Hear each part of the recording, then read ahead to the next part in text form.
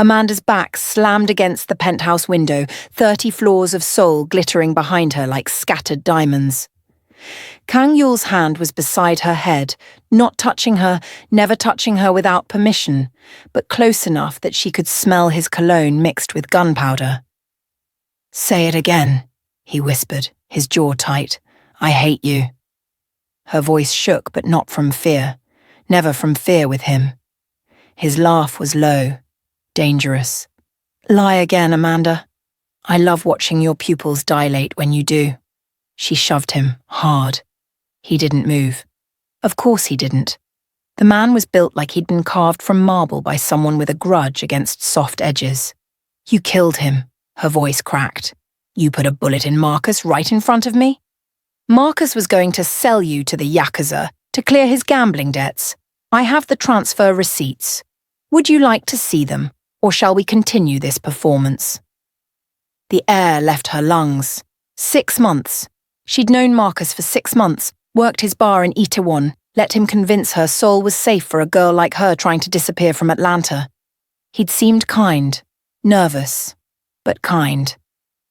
"You're lying." Kang Yul pulled out his phone with his free hand, still caging her against the window. The screen showed a message thread, numbers, her passport photo with a price tag. $300,000. Her knees went weak. He caught her, lifted her like she weighed nothing, and carried her to the leather couch that probably cost more than her entire life back home. "Breathe," he commanded, crouching in front of her. "In through your nose, out through your mouth." "Don't tell me how to breathe." "Then don't hyperventilate in my living room. The cleaners just left." She wanted to hit him. She wanted to cry. She wanted to rewind 3 hours to when she'd just been a bartender who occasionally let a beautiful, terrifying man in expensive suits leave obscene tips and his phone number on napkins she never called. "Why did you bring me here?" "Because someone else knows about Marcus's deal. They'll come for you tonight, maybe sooner. Then take me to the police." His smile was sharp enough to cut. "Sweetheart, half the police are on my family's payroll. The other half are on the Yakuza's. There is no safety in Seoul except what you make yourself or what someone makes for you. And you're offering to make it for me? Out of the goodness of your heart?" "I don't have a good heart. I have an efficient one." He stood, poured amber liquid into 2 glasses. "You have something I want. I have something you need. I'm proposing a trade." She shouldn't take the drink. She did anyway. It burned perfectly. "What could I possibly have that you want? Your face, your name, your American passport." He sat across from her, legs spread, completely relaxed despite the blood spatter still on his collar. "There's a woman in Los Angeles, Stephanie Chen. She has information I need about a shipment coming through LAX next month. She won't talk to Koreans. Bad experience with her ex-husband, apparently. But she's been looking for an American assistant. Someone new to the city. Someone she can trust.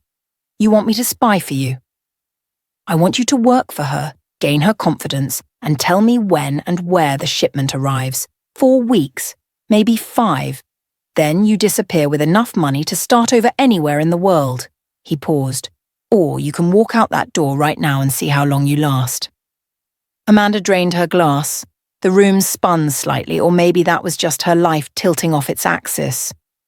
"If I say yes, what's to stop you from killing me when I'm done?" "Absolutely nothing. You'll have to trust me. Trust a mobster." "Sure. That's definitely how people stay alive. Trust that I keep my word. I told you Marcus would hurt you. He did. I told you I'd handle it. I did." Kang Yul leaned forward, elbows on his knees. "I don't make promises I don't keep, Amanda. It's bad for business. She should run." Every instinct screamed at her to run. But she'd been running since Atlanta, since the trial, since the DA told her witness protection was a maybe and staying alive was a prayer. Seoul was supposed to be far enough, different enough. She'd been wrong. "One condition," she heard herself say. "You tell me the truth. Always. I don't care how ugly it is, no more surprises." Agreed. Starting now. Starting now. Then you should know the Yakuza aren't the only ones who know about you. Someone in my organization leaked your location. I have 3 people I suspect. Until I know which one, we have to assume nowhere is safe except by my side. Her laugh was brittle. By your side, you mean I'm a prisoner? You're protected, there's a difference. Not from where I'm sitting. His phone buzzed. He glanced at it and something flickered across his face too fast to read. Get up. We're leaving. What? Why? Because I just got a text from my dead brother's phone, and we have approximately 4 minutes before this building becomes very loud and very dangerous. He grabbed her hand, pulled her toward the private elevator. Her heart hammered against her ribs. Your dead brother? Died 2 years ago. Car bomb. Never found the body. The elevator doors opened. He pushed her inside, hit the button for the garage. Either someone has his phone, or I've been wrong about the most important thing in my life for 24 months. The elevator descended. Amanda's ears popped. What did the text say? Kang Yul showed her the screen. 4 words. She's not the target. Then who is? He looked at her, and for the first time since she'd met him, she saw something like fear in his eyes. Me. The elevator shuddered, stopped.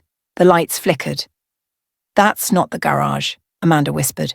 No, that's the 15th floor, maintenance level. He drew a gun from somewhere inside his jacket. Stay behind me. Don't make a sound. And Amanda? Yeah? If I tell you to run, you run. You don't look back, you don't wait for me, you just run. Understood. The doors opened before she could answer. The maintenance floor was dark except for emergency lighting that turned everything red. And standing in the center of the hallway, backlit and smiling, was a man who looked exactly like Kang Yul. Only softer somehow, younger, with a scar bisecting his left eyebrow. Hello, little brother, he said. Miss me? Kang Yul's gun didn't waver. Jin, you're supposed to be dead. Funny thing about death. Sometimes it's negotiable. Jin's eyes slid to Amanda. And you must be the insurance policy. God, Yul, she's even prettier than the photos. Does she know what you really want her for, or are we still playing pretend? Amanda's stomach dropped. What's he talking about? Don't listen to him. Kang Yul's voice was stone, but his hand trembled. Barely. Just enough for her to notice. Jin laughed, stepping forward. The emergency lights painted him in shades of blood. Oh, this is delicious. You didn't tell her. Yul, you magnificent bastard, you actually made her think this was about Stephanie Chen. Shut your mouth. Stephanie Chen's been dead for 3 weeks. Overdose in a Beverly Hills hotel. Very tragic. Very convenient. Jin pulled out a cigarette, lit it with a silver lighter that caught the red light. But you already knew that, didn't you, little brother? Because you're the one who ordered it. The world tilted. Amanda grabbed the elevator rail. You said you'd tell me the truth. I am telling you the truth. Kang Yul didn't lower the gun, didn't take his eyes off his brother. Stephanie died. My information changed. The plan changed. Then what am I really doing here? Jin answered before Kang Yul could. You're bait, sweetheart. Premium grade, American-born bait for the biggest fish in the Pacific. Your father. Everything stopped. The air, her heart, time itself. My father's dead. He died when I was 7. Is that what Mommy told you? Jin took a long drag, exhaled smoke through his nose. Raymond Park didn't die, Amanda. He disappeared. Went underground after he stole $40 million from the Sangyong faction and killed 6 men to do it. He's been hiding in plain sight for 18 years, building his own empire, waiting for the right moment to strike. And the only thing in this world he gives a damn about is the daughter he left behind. She couldn't breathe, couldn't think. Her father. Raymond Park. The man in the faded photo her mother burned when Amanda was 12. The ghost she'd stopped believing in. You're insane. Am I? Jin flicked ash onto the pristine floor. Then why did someone pay Marcus 50 grand to keep tabs on you? Why did the Yakuza suddenly know your exact location, your schedule, your favorite coffee order? Because Raymond's enemies know the same thing Yul figured out. Get the daughter, get the father, get the father, get the money and the territory and the revenge everyone's been hungry for since he vanished. Kang Yul's jaw clenched. That's enough. Is it? Because I think she deserves to know her boyfriend's whole plan. Step 1. Save her from Marcus and look like a hero. Step 2. Make her trust him, maybe even care about him. Step 3.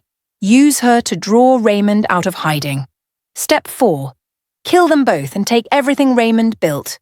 Jin smiled. How am I doing so far, little brother? Missing any steps? You missed the part where I put a bullet in your skull. Temper. You always were too emotional. That's why father left me in charge before he died. Oh, wait. He didn't die either. I lied about the car bomb. He's upstairs right now waiting to meet the girl who's going to make us the most powerful family in Asia. Amanda's legs moved before her brain caught up. She lunged for the stairwell door. Kang Yul caught her wrist, spun her back. Don't! Let me go! There are 4 men in that stairwell. You won't make it past the first landing. Better than staying here with you. She yanked against his grip. He held firm, gentle but unbreakable. Jin clapped slowly. Wow, she really does hate you now. That's going to make family dinners awkward. Why are you here, Jin? Just to gloat? I'm here because father wants to make a deal. Give him the girl, walk away with your life and a generous severance package. $10 million, a clean passport. Our blessing to disappear and never come back. Jin's smile faded. Or refuse. And we take her anyway. And you die knowing you threw everything away for a lie you told yourself about being different from us. The elevator dinged behind them. The doors opened. 3 men stepped out, guns drawn, professional silence rolling off them like fog. Kang Yul's grip on Amanda's wrist tightened for a fraction of a second. Then he let go, raised both hands, let his gun clatter to the floor.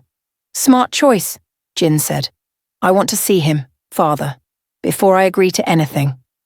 Of course. He's eager to meet you too. Well, not you. Her. Jin gestured to the men. Bring them both. They moved through corridors Amanda didn't know existed, service hallways and locked doors that opened with keycards Jin produced like magic tricks. Kang Yul walked beside her, silent, his face carved from ice. She wanted to scream at him, wanted to ask if any of it had been real, the way he looked at her, the way he'd carried her to the couch, the truth he'd promised. But the men with guns didn't encourage conversation. They stopped at a door marked Penthouse B. Jin knocked twice, entered without waiting for an answer. The room was smaller than Kang Yul's penthouse, but somehow more intimidating. Dark wood, darker leather, and sitting behind a desk that looked stolen from a historical drama was a man who could have been Kang Yul in 30 years. Same sharp features, same dangerous elegance, but with grey at the temples and eyes that had seen too much and enjoyed most of it. Yul. His voice was warm whiskey and cold steel. It's been too long. 3 months since you tried to have me killed in Busan? That was business. This is family. His gaze shifted to Amanda and she felt it like a physical touch, assessing, calculating. And this must be Raymond's little girl. My God, you have his eyes. He's going to weep when he sees you. I don't know what game you're all playing, but my father is dead. The old man smiled. Sweetheart, your father is very much alive. In fact, he's standing right behind you. Amanda turned. The man in the doorway was American, black, mid-50s, with greying temples and a scar along his jawline that looked like it had come from a blade. He wore an expensive suit that didn't quite hide the weapon at his hip, and his eyes, dark brown flecked with gold, were exact copies of the ones Amanda saw in the mirror every morning. Hello, baby girl, Raymond Park said. I know you have questions, but first, we need to talk about the man who's been lying to you since the moment you met. He looked at Kang Yul with something between pity and contempt. Did he tell you about Seoul? About what really happened the night your mother and I ran? Don't, Kang Yul's voice cracked. Actually cracked. He was there, Amanda. 10 years old, watching from the doorway when his father put a gun to your mother's head and gave me a choice. The money or her life. I chose the money. And Kang Yul has spent 20 years trying to become exactly Like the monster who made me make that choice. The room spun. Amanda's vision blurred at the edges. But here's the part he doesn't know, Raymond continued, pulling a photo from his jacket. The part I've been waiting 18 years to tell someone. He handed her the picture. It was old, creased, showing a young Korean woman holding a newborn baby, her smile bright enough to hurt. Your mother didn't die in Atlanta like I told you. She died here, in Seoul. 6 months after we ran, she came back to negotiate our safety. Kang's father killed her in this very building and made it look like a suicide. Raymond's voice went soft, lethal. And the baby she was holding? The baby she was trying to protect when she died? He looked at Kang Yul. That's you, son. You're not Kang Hyun-woo's biological child. You're mine. Which makes Amanda your half-sister and everything you've been planning. That's called incest where I come from. The silence was a living thing, crushing the air from the room. Amanda's hands went numb. The photograph slipped from her fingers, floated to the floor like a dying leaf. Kang Yul's face was white. No. Yes. Raymond's voice held no mercy. Your mother and I had an affair. Brief, stupid, dangerous. When she got pregnant, Hyun-woo found out. He could have killed her, but he was smarter than that. He kept you, raised you as his weapon, made sure you'd grow up hating everything I stood for. And it worked beautifully, didn't it? Until you met her. Amanda couldn't move, couldn't process. The man she'd been fighting her attraction to for months, the man who'd looked at her like she was the only real thing in a world of lies, was her brother. Half-brother. Same difference when it came to the nausea climbing her throat. Prove it, Kang Yul whispered. DNA test. Something.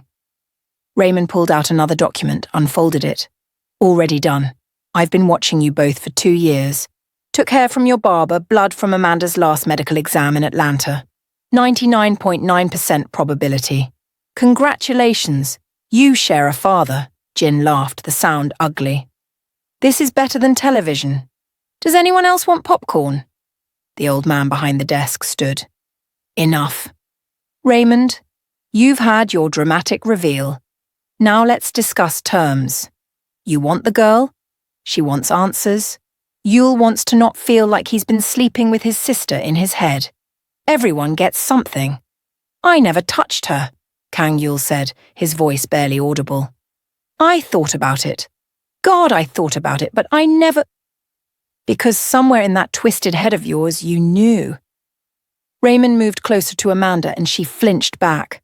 Blood calls to blood, baby girl. Some part of you recognized him too. That's why you kept saying no. Why you kept running. Your instincts were trying to save you. She found her voice raw and small. You left me. You let me think you were dead for 18 years. I left you alive. If Hyun-woo knew about you, knew you were mine, he would have used you exactly the way his son just tried to. I gave you up to give you a chance. His eyes were wet. Your mother and I made a deal before she died. She'd come back, face Hyun-woo, trade her life for the promise that he'd never touch you, that he'd let you grow up normal, safe, American. And he kept that promise. Until he didn't. Marcus, Amanda breathed. Marcus was Hyun-woo's man. Has been for 5 years. The gambling debts were real, but the solution was always to deliver you. Once Hyun-woo died last year, the old contract started breaking down. People got ambitious, including my son, apparently. Kang Yul's hands were shaking. Actually shaking. I didn't know. I swear to God I didn't know. But you suspected, Raymond said. That's why you kept your distance. Why you never made a move despite wanting to. Some part of you couldn't stomach it. The old man cleared his throat. Touching as this is, we have business. Raymond, you've exposed the boy. You've broken whatever was building between them. What do you want in exchange for walking away and letting us clean up this mess? I want my daughter. And I want every person in this organization who knew about my wife's murder. Names, locations, proof. That's half my leadership. Then you'll have room for promotions. Raymond's smile was a blade. Those are my terms. Non-negotiable. Jin stepped forward, gun suddenly in his hand. Or we kill you both and take what we want anyway. You could try. Raymond didn't even look at the weapon. But the 15 men I have stationed in this building might complicate that plan. Oh, and the evidence I have in 3 separate safety deposit boxes about every illegal operation you've run in the last decade. That goes to the FBI, Interpol, and the Korean National Police if I don't check in every 12 hours. So really, Jin, put the gun down before you do something that makes your father's death look peaceful. The temperature in the room dropped 10 degrees. The old man sat back down, fingers steepled. You've been planning this for a long time. 18 years. Every single day since my wife died in this building. Raymond finally looked at Amanda. I know you hate me. You should. I earned that. But I'm asking you to trust me one more time. Come with me. Let me get you somewhere safe, somewhere they can't touch you. Then, if you want, you never have to see me again. Amanda looked at Kang Yul. His eyes were hollow, destroyed. Whatever he'd been, whatever they might have had in some other universe, it was ash now. And him? She asked. He stays, works off his betrayal. Maybe lives long enough to forgive himself, though I doubt it. Raymond extended his hand. Please, Amanda, let me save you this time. She should take it. Every rational thought told her to take it. But her feet wouldn't move, and she realized with terrible clarity that she wasn't afraid of the mobsters, or the guns, or even her father's 18-year absence. She was afraid of the man she'd called a liar an hour ago, the man who'd promised her truth and delivered a nightmare, the man who'd looked at her like salvation and turned out to be her brother. I need a minute, she said. We don't have a minute, Jin snapped. Then make one. Amanda's voice surprised her, steel she didn't know she had. Because I'm not moving until I get answers to my questions, and if you shoot me, you lose your only leverage over him. She pointed at Raymond. The room went quiet. Smart girl, the old man murmured. Just like her mother. Fine. 1 minute. Ask. Amanda turned to Kang Yul. Did you feel it? When we met? Did you feel like something was wrong? He closed his eyes. Yes. Then why didn't you stop? Because I thought it was guilt. Conscience. The last piece of humanity I hadn't killed yet. His eyes opened, and they were full of pain so raw she had to look away. I thought if I could save you, protect you, maybe I could be something other than what they made me. I was wrong. I'm exactly what they made me. A monster who almost... But you didn't. The words came out before she could stop them. You didn't touch me. You didn't lie about the big things. And when you had the chance to use me, you hesitated. Monsters don't hesitate. Amanda, don't defend him, Raymond said quietly. He's not worth it. Maybe not, but he's the only person in this room who looked sick when he found out the truth. The only one who seems to actually care that this is wrong. She met Kang Yul's eyes. I need to know one more thing. If you'd known from the start, would you have still saved me from Marcus? The pause was infinite. Yes, Kang Yul finally said. Not for the plan, not for revenge or territory or any of it, just because the thought of someone hurting you made me want to burn the world down. Raymond moved fast, gun appearing in his hand. That's enough. Amanda, we're leaving. Now. I don't think so. The voice came from the doorway, young and female and absolutely certain. Everyone turned. The girl couldn't have been more than 19, Korean, beautiful in a dangerous way, with a tablet in one hand and a smile that promised violence. Hi, Dad, she said, looking at Raymond. Surprise. I'm not dead either. Turns out faking overdoses is easier than you'd think. She tapped the tablet. And I've been recording this entire conversation, every word, every confession. The FBI is going to love this, don't you think? Raymond's face went slack. Stephanie. In the flesh. Well, sort of. Stephanie Chen was my cover. My real name is Park Min-jun. Mum's Korean, Dad's American, and I've been working for the Sangyong faction since I was 16, waiting for you to make a mistake big enough to bury you.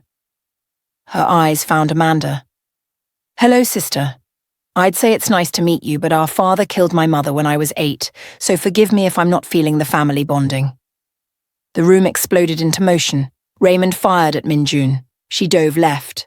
Jin's men rushed forward. Kang Yul grabbed Amanda, threw her toward the desk as bullets tore through the air. The old man was already moving surprisingly fast, a gun in each hand. Amanda hit the floor hard, tasted blood. Above her, the world was chaos and screaming and the sharp crack of gunfire.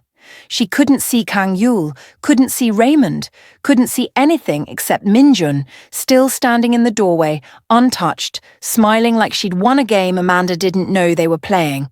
"Stop!" Minjun's voice cut through the noise. "Everyone stop, or I send this recording to every law enforcement agency in 3 countries right now." The shooting stopped. 5 bodies on the floor, none of them moving. Amanda's stomach lurched. Jin was down, blood pooling under his shoulder. 2 of his men were dead. The old man was clutching his leg, his face grey. Raymond was on his knees, gun still in his hand but pointed at nothing. And Kang Yul was standing in front of Amanda, a red stain spreading across his white shirt, his gun aimed at Minjun. "You're bleeding," Amanda whispered. "I've had worse." He didn't look away from Minjun. "What do you want?" "I want what everyone wants: power, money, revenge. And I want my dear father to know what it feels like to lose everything in one night." Minjun's smile widened. "Here's what's going to happen. Raymond goes to prison. The evidence I have will make sure of that. The Kang family dissolves, their assets seized, and Amanda comes with me." "Absolutely not," Kang Yul and Raymond said in unison.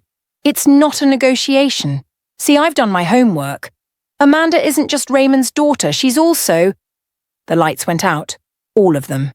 The entire floor plunged into absolute darkness. And in that darkness, Amanda felt a hand grab hers, pull her forward, and a familiar voice whisper in her ear, "Trust me one more time, please." She didn't know if it was Kang Yul or Raymond or someone else entirely, but she ran. She ran blind, hand gripped tight by whoever was pulling her through the darkness. Behind them, voices shouted in Korean and English, flashlights clicked on, boots pounded against marble. The hand yanked her left, then right, through corridors she couldn't see. Her shoulder hit a wall. She bit back a cry. "Stairs," the voice whispered.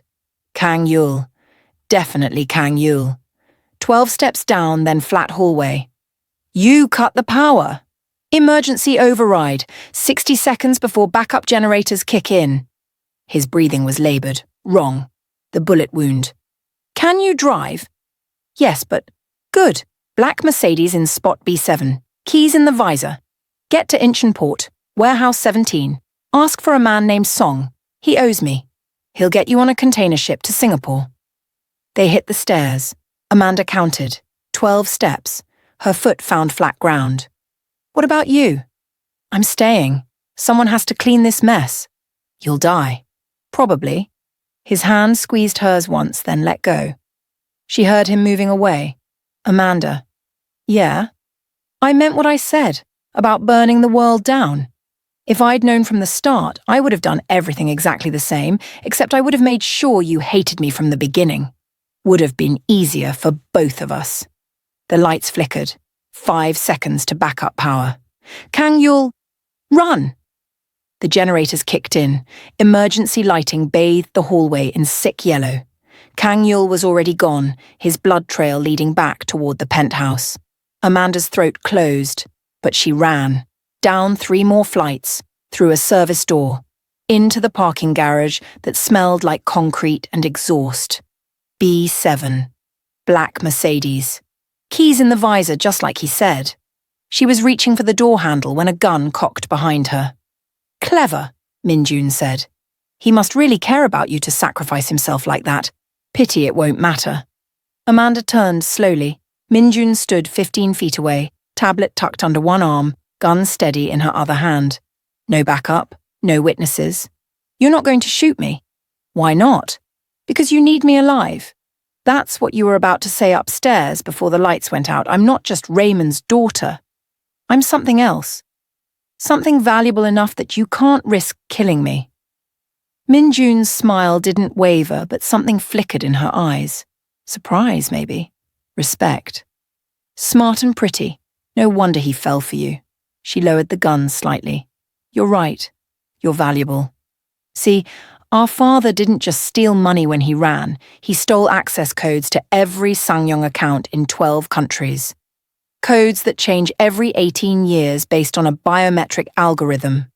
And the only biometric lock that can reset them? Amanda's blood went cold. No. Your fingerprint. Right thumb specifically. Registered when you were 7 years old, right before Raymond disappeared. He thought he was protecting you, making you the one person who could access the money if something happened to him. Instead, he made you the most valuable person in the Asian underworld. Minjun raised the gun again, so here's the deal. Come with me, unlock the accounts, and I'll let you live. I'll even give you a cut. 10% of 40 million is enough to disappear very comfortably. And if I refuse? Then I take your thumb and use it anyway. You'll just be slightly less comfortable afterward. Amanda's hand found the car door handle behind her back. There's a third option. Which is? I already unlocked the accounts, 3 hours ago, transferred everything to a charity in my mother's name, St. Mary's Children's Hospital in Atlanta. It's gone.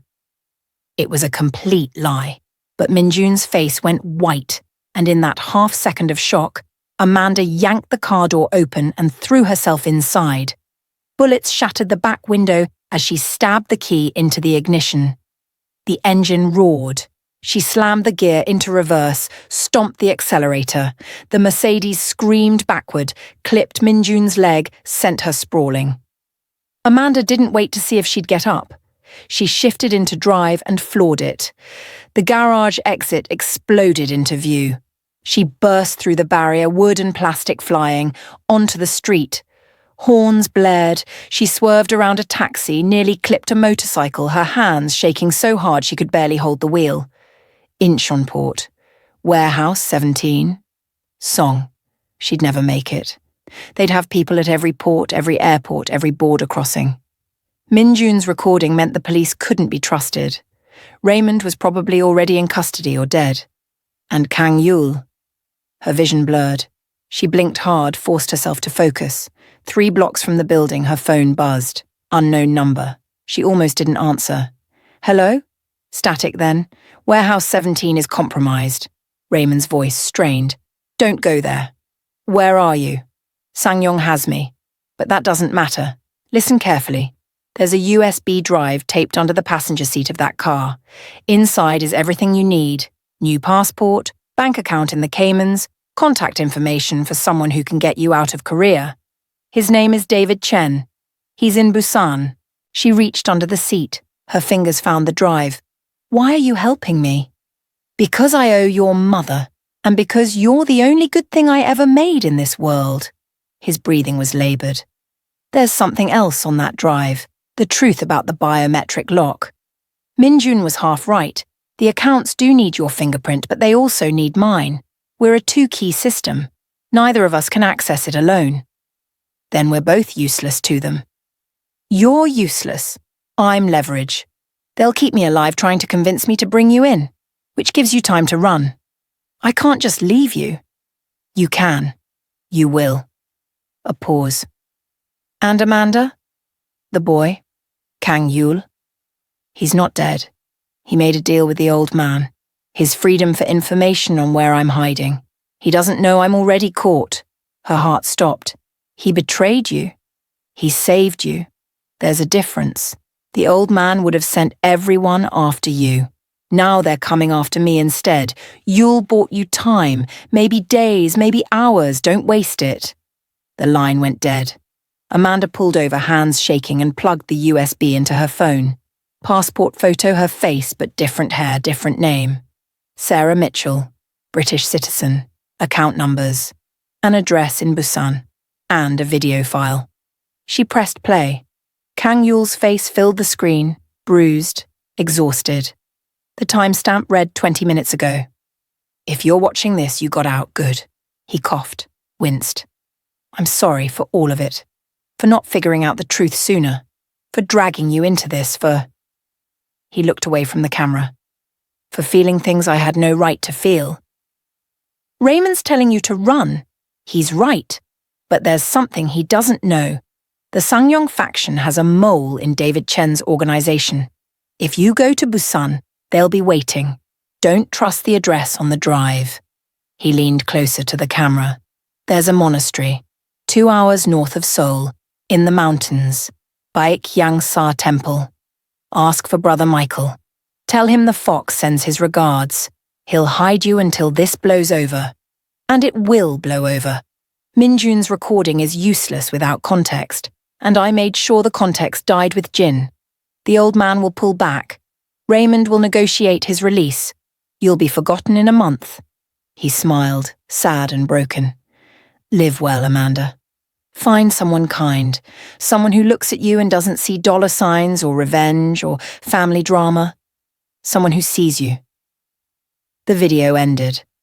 Amanda sat in the stolen Mercedes on a Seoul side street, 3 different escape plans from 3 different people, and no idea who to trust.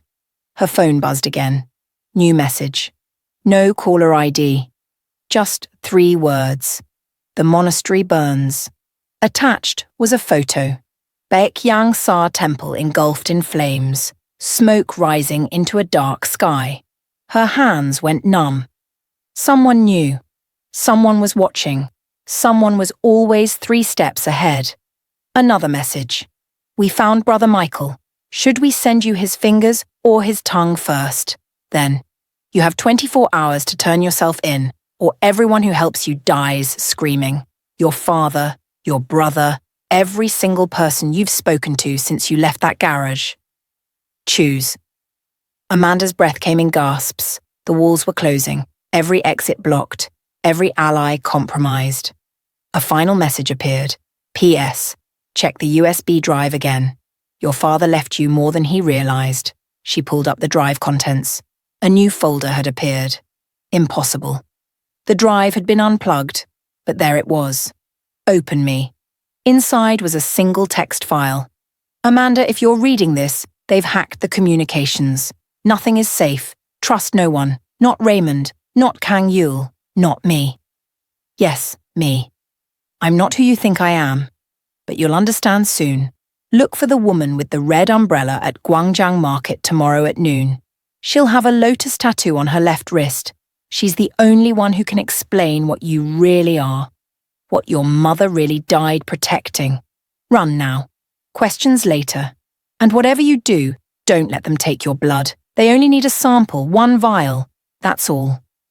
M. Amanda stared at the message until the letters blurred. Red umbrella, lotus tattoo. Don't let them take your blood. She looked at her right thumb, the one Minjun said could unlock $40 million. Then at her left wrist, where a birthmark she'd had since childhood suddenly looked less like a birthmark and more like a faded tattoo. A lotus flower. Her mother's voice echoed from a memory, 18 years old. Some flowers bloom in darkness, baby girl. Remember that. The phone screen went black. Not dead, just black. And in the reflection she saw movement in the back seat.